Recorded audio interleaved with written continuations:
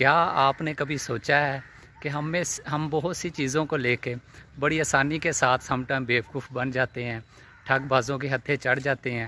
ہم میں سے بہت سے جو اپنے آپ کو بڑے سمجھدار سمجھتے ہیں، زمانہ شناس خیال کرتے ہیں، تو وہ بھی ایسے لوگوں کی کہانیوں میں آ جاتے ہیں۔ تو what is reason behind this?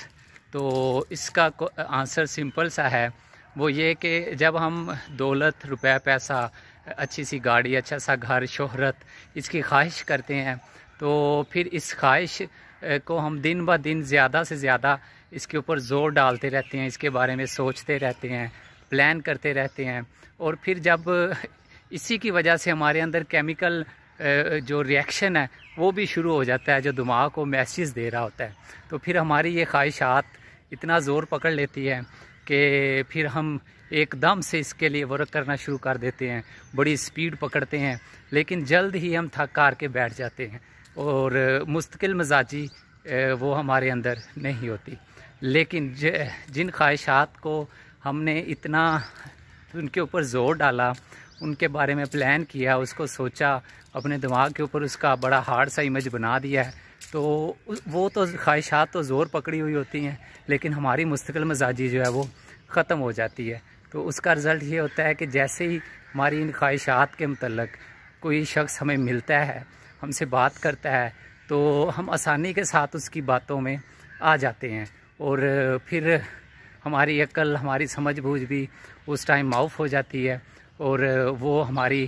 اسی چیز کا فائدہ اٹھا کے ہمیں یرغمال بنانے کی کوشش کرتے ہیں، اور ہم بن بھی جاتے ہیں۔ جیسا کہ اگر دیکھیں کہ روپے پیسے کی خواہش بہت سارے لوگوں کی ہوتی ہے، لیکن وہ اس طرح اس کے لیے جد و جہد نہیں کرتے جتنی خواہش رکھی ہوتی ہے۔ جیسا کہ آج کل ایک میسیج چل رہا ہوتا ہے کہ آپ کا فلاں لکی ڈرا میں، فلاں لکی نمبرز میں،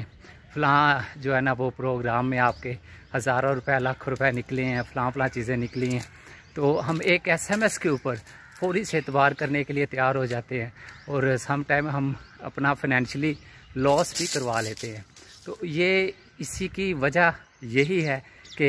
ہم نے مستقل مزاجی سے اپنی خواہشات کی تکمیل کے لیے کوشش نہیں کی ہوتی، تو اس لیے ہم ایسے ٹھگ بازوں کے ہتھے چڑھ جاتے ہیں۔ تو اگر جو خواہشات ہیں وہ کرنی چاہیے، اور ان کے لیے پلان بھی کرنا چاہیے، ان کو سوچنا بھی چاہیے، لیکن اصل بات جو ہے وہ یہ ہے کہ ان خواہشات کی تکمیل کے لیے مستقل مزاجی کے ساتھ ہمیں کام کرنا پڑے گا، مستقل مزاجی کے ساتھ ہمیں پلان بنانا پڑے گا، پھر ان خواہشات کی تکمیل بھی ہوگی، اور ہم آسانی سے کسی کے ہاتھوں بیوقوف بھی نہیں بن سکیں گے۔ تو یہ بات ضرور ذہن میں رکھیں، ساتھ میں واک کیجئے، ایکسرسائز کیجئے، تو یہ بیوقوف بنانے والی بات نہیں ہے، کیونکہ آپ واک کریں گے، ایکسرسائز کریں گے تو یقینی طور پر ہیلدی رہیں گے۔ Thank you very much.